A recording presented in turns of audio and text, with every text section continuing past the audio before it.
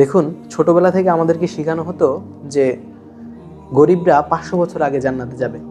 অথচ আমাদেরকে এটা বলা হয় না যে আলী রাদিয়াল্লাহু তাআলা আনহু বলেছেন যে দরিদ্র যদি কোনো ব্যক্তির নাম হতো তাহলে আমি তাকে হত্যা করতাম।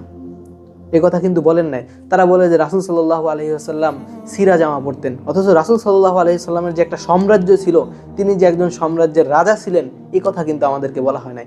তুমি সিরা জামা পরো, সমস্যা নাই, কিন্তু তোমার সাম্রাজ্য কোথায়? তোমার তো সাম্রাজ্য থাকতে হবে, তোমার তো এই চিন্তাধারাও নাই। তুমি পড়ে আসো, তুমি সিরাজ আমার মাসলা নিয়ে পড়ে আসো। তুমি আব্দুর রহমান ইবনে আউফের জীবনী সম্পর্কে জানো? তিনি কত বড় ব্যবসায়ী ছিলেন, তাকে বারবার তার কাছ থেকে সম্পত্তি কায়রা নেওয়া হয়েছে, কিন্তু তিনি সেই জিরো থেকে আবার হিরো হয়ে গেছেন ব্যবসা করে। অথচ তুমি চাকরির দিকে ঝুঁকে আসো, তুমি অপরের গোলামের দিকে ঝুরে আসো। ইসলামের উপকার করতে হলে তোমাকে অর্থ ইনকাম করতেই হবে, এর কোনো বিকল্প নাই।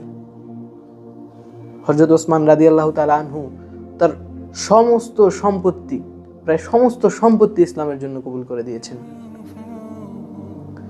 আসলে আমরা আমাদের চিন্তাধারাকে পশ্চিমারা খুব মারাত্মকভাবে গ্রাস করে ফেলেছে, যার কারণে আমাদের মাইন্ড সেট আপ হয়ে গেছে, গোলামি মাইন্ড সেট আপ হয়ে গেছে, যেটা থেকে আমাদেরকে বেরিয়ে আসতে হবে।